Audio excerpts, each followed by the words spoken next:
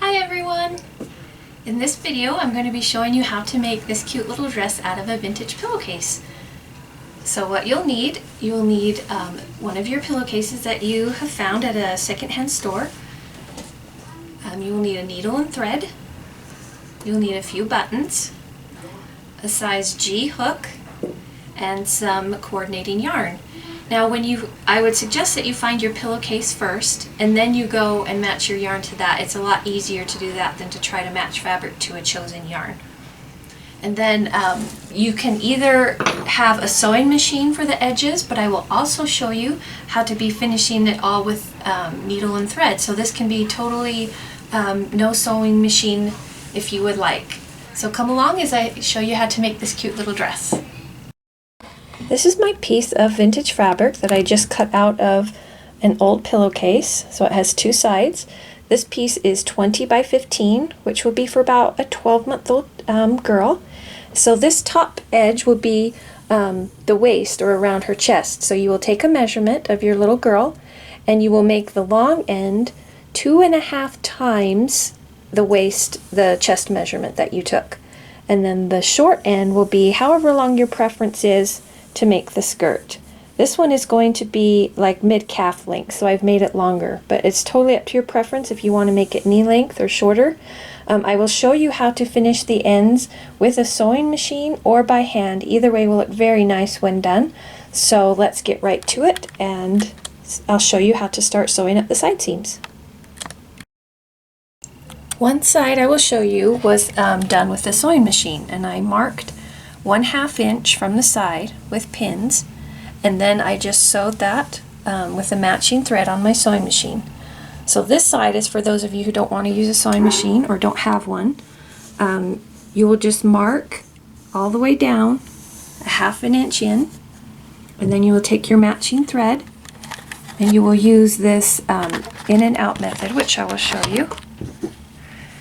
Plus then you will have the satisfaction of telling anyone who says, what a beautiful dress that is, that it was hand stitched, and it doesn't take that long. So you go in, out, and you get it all up on your needle like that, and you try to just make like little 1/8 inch stitches, if you can see what I'm doing.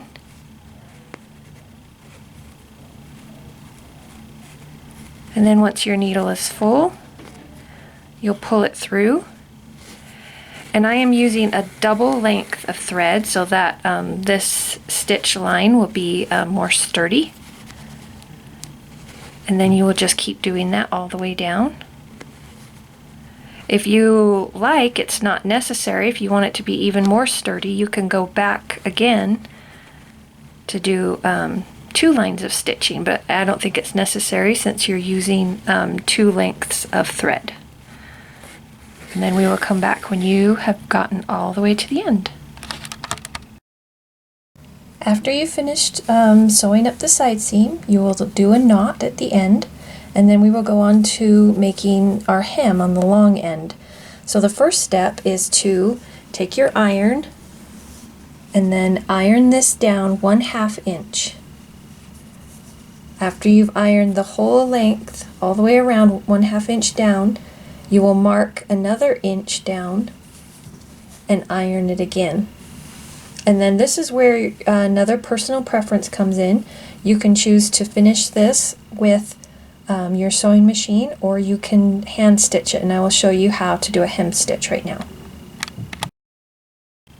So real quick, I'm going to show you how to thread your needle so that you don't have to tie a knot at the end. This piece of thread is doubled over.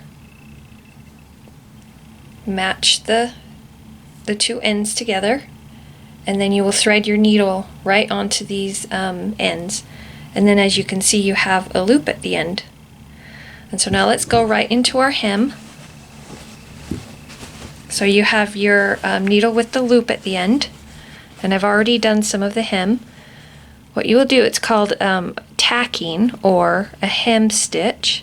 You will just barely come through the front of your material like this, and then you will catch the hem part that's ironed over. Now this little stitch we just made was only about 1/8 of an inch.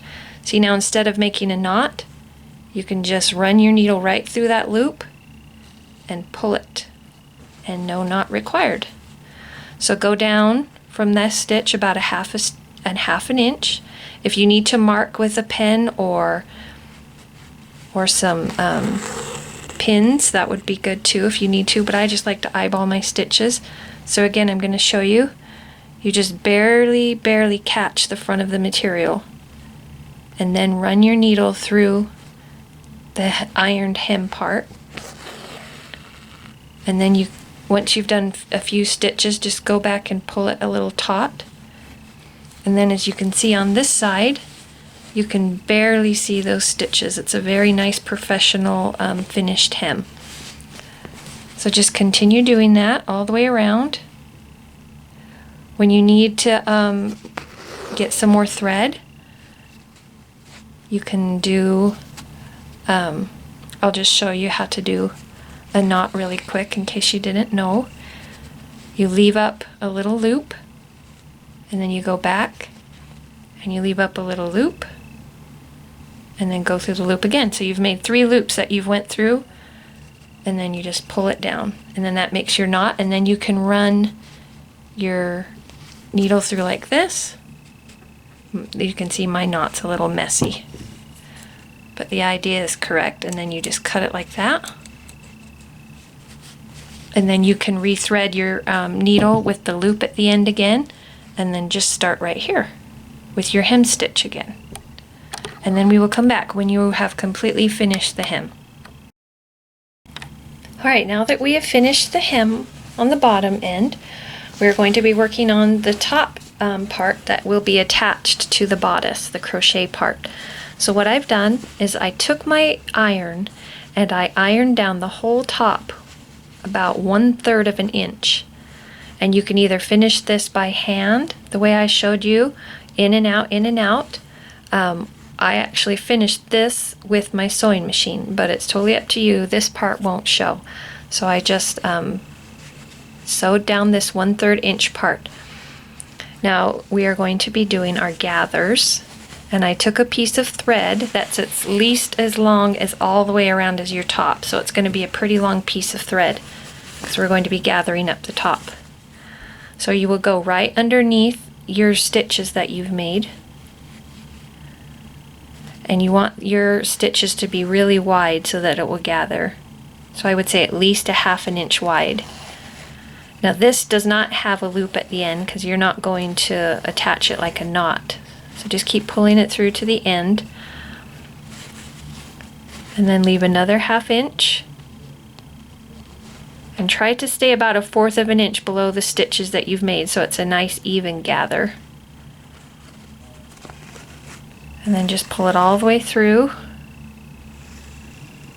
And I apologize that this thread is so light you can barely see it. So I'm just going to keep taking my 1/2 inch stitches about a 1/4 of an inch below where I just went. And then once you've gone all the way around, we will come back and I will show you how to pull up your gathers.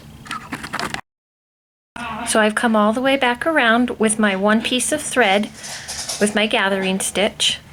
While you are holding one end, pull on the other end and it will start to gather up. And it makes these nice big soft gathers. Don't forget to hold on to this end or you'll pull out what you've done. Or you can hold on to both ends and just pull. It makes these nice soft gathers. And we will adjust the gathers, but for now you can just leave it like that until our top part is finished. And so now we will move on to the bodice.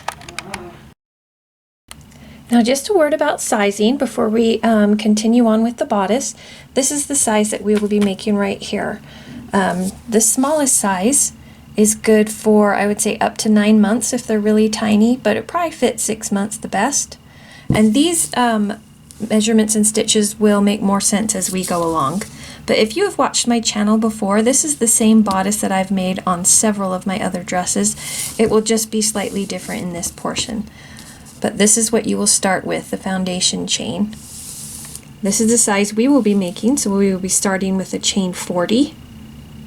So if you want to take a screenshot of this to remind yourself of what we're doing, This is the 2T size. Now, these are not hard and fast measurements. These are not going to work for every child. I would strongly suggest that you take these measurements and just use them as a guideline and hold it up to your child as you go along. Or if the child is not with you, maybe you could ask their mother for a piece of clothing that fits them really well. That works good too.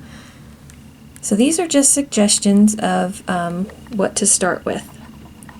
So let's go on and do a foundation chain of 40, and then we will come back.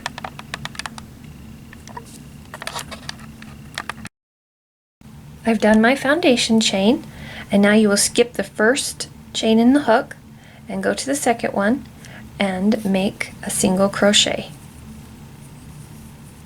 And you are going to make one single crochet into every stitch all the way across.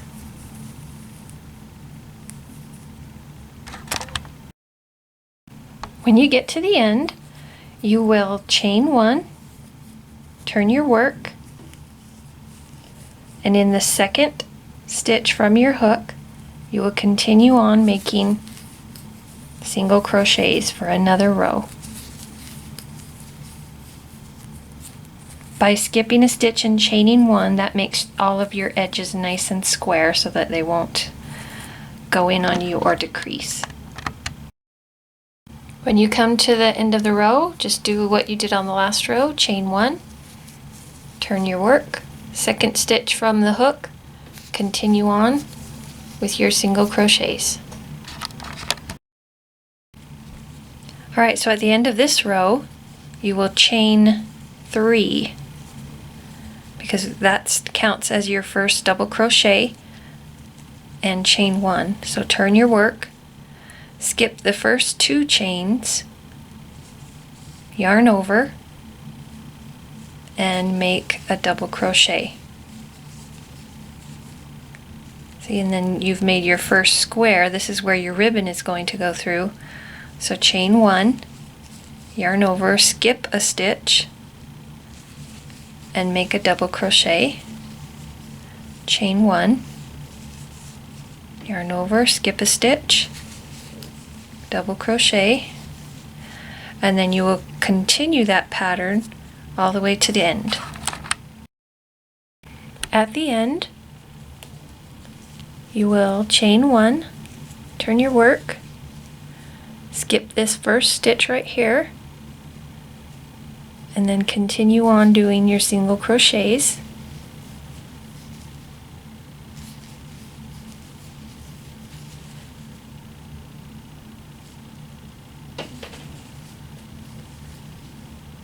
And you will do 6 rows of these single crochets. Just like you did 3 here, you will do 6 rows of your chain 40 single crochets. So I have done 6 rows of single crochet on top of my double crochet row. And now we will be doing our decreases on each edge so that the edge will slightly curve inward for the armhole. So instead of doing a chain 1 on the end, you will just turn your work, skip a stitch, and make a single crochet in the next stitch. And that will make a nice curve as we go along. So make 1 single crochet into every stitch until you get to the end. At the end of this row, you will be making another decrease. So turn your work, skip a stitch, and continue on with your single crochets. So for the 12 to 18 month size that we are making, we are going to be doing 9 rows of a decrease on each edge. So go ahead and look back to your pattern.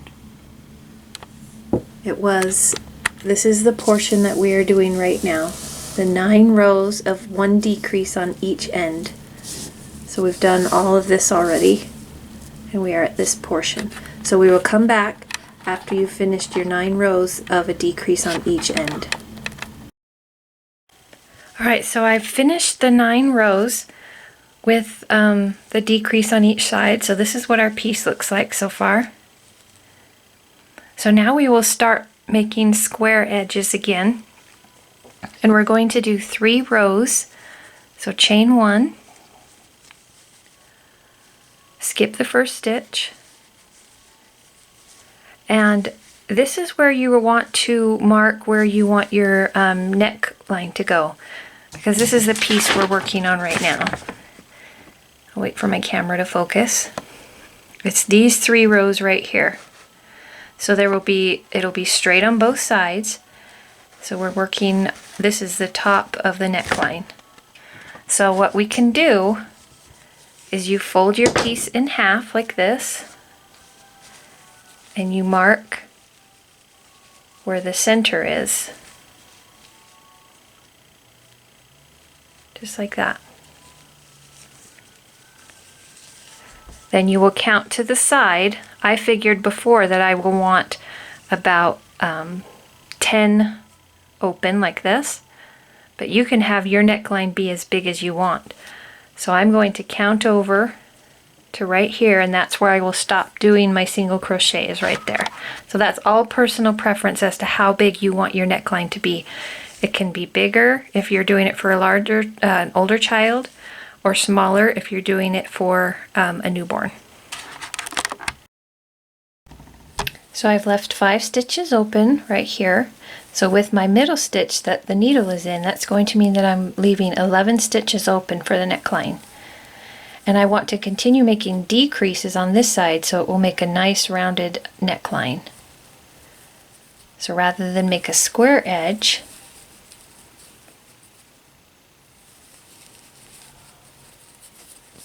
I'm going to skip the first stitch and continue on. So when you come to this end, you're going to make a square edge, and when you come to this side, you will continue making a decrease. So we're working on these 3 rows right here. Decreases on this side, straight edge on this side, and once you've done those 3 rows like that, we will come back.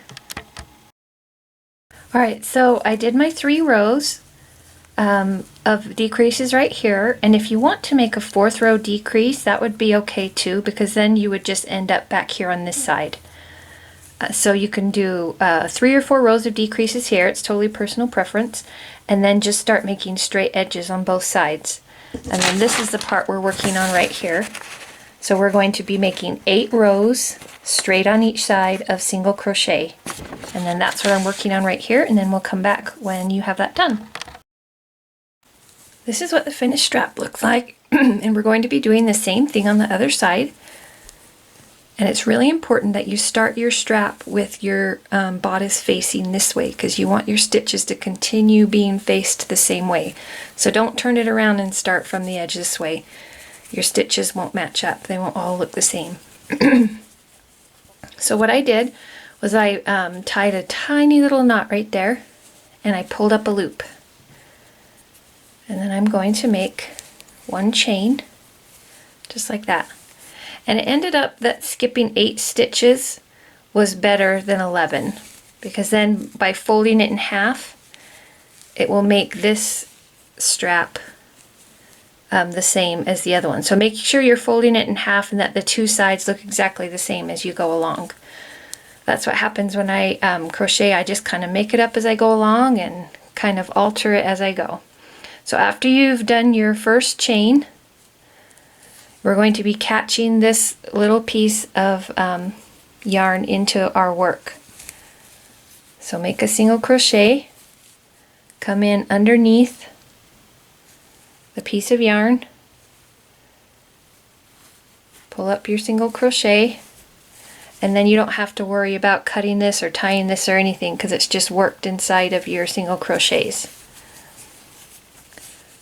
So you will continue to make this strap the same as you did this one. So you're going to be making your 3 or 4 decreases right here, depending on your preference, and your straight edges on this side.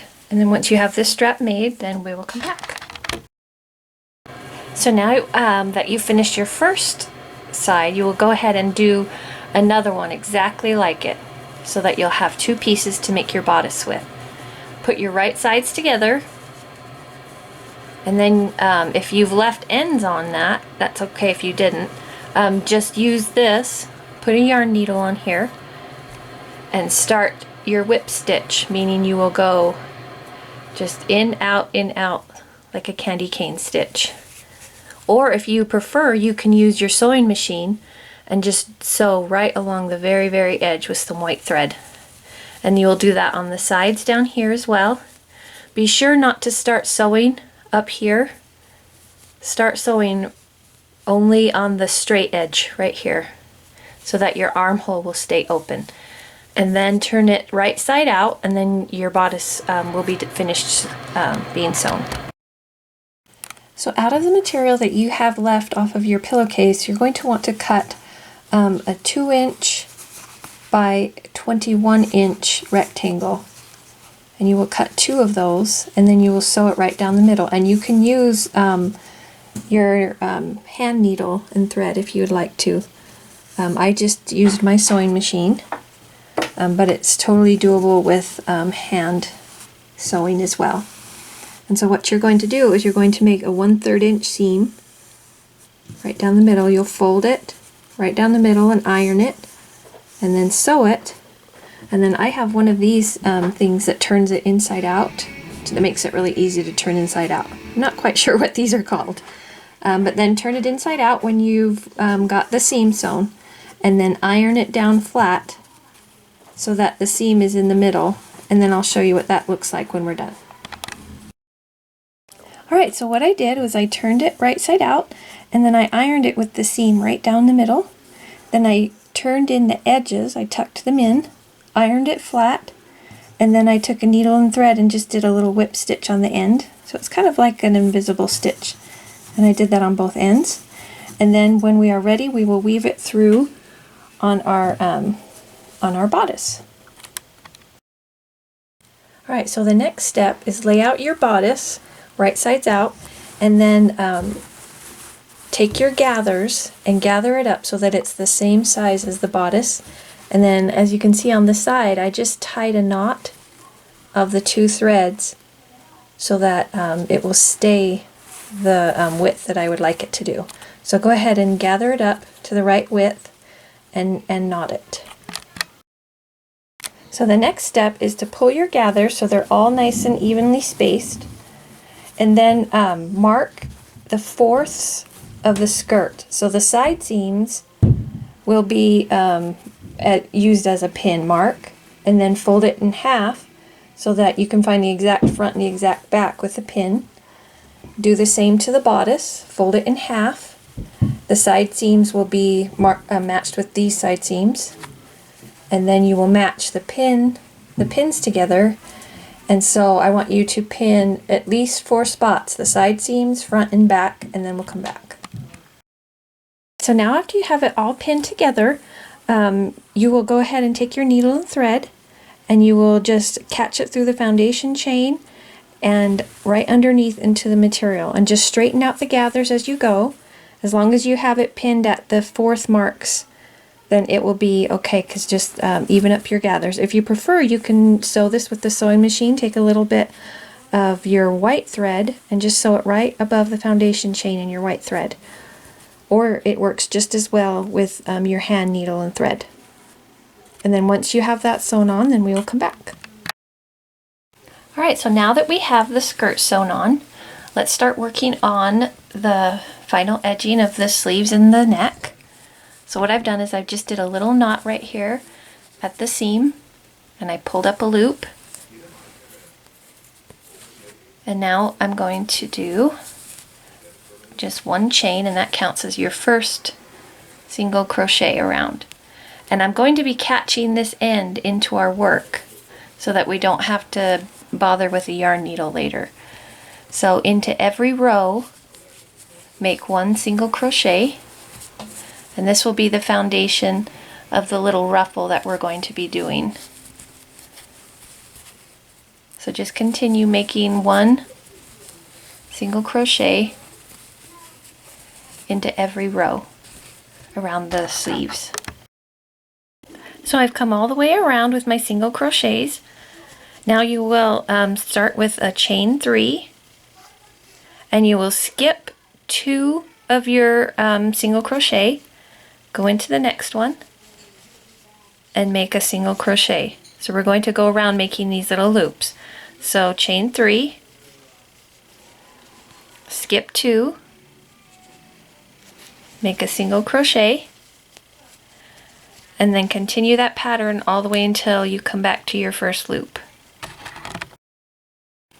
After you've come all the way around with your loops, yarn over, and you're going to be doing some double crochets.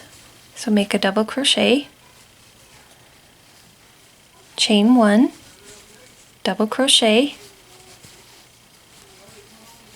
chain 1, double crochet, and so you're making a little shell just like that. In the next loop, make a single crochet, yarn over, and repeat the shell that you just did. So it's double crochet, chain 1, double crochet, chain 1, double crochet,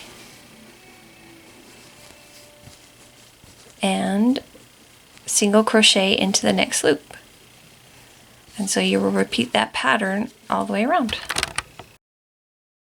So to end your shells, you will just make a slip stitch into your very first single crochet that you have there. So pull up your last loop, oops,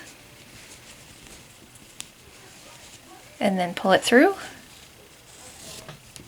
and there you go. And then take your yarn needle and weave this end into the inside so that it won't show at all. Now we're going to start on the neckline. So we will pull up a loop, or just pull through the end first. And I like to tie a little knot right here in the corner, and that's all personal preference. You don't have to tie a knot. You can just pull up a loop and start that way. So there we go. We have a little knot in the corner.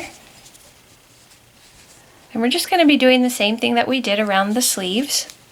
So pull up a loop, make a chain, and then be sure to catch your end in when you're making your single crochets, and just make one single crochet into every stitch all the way around.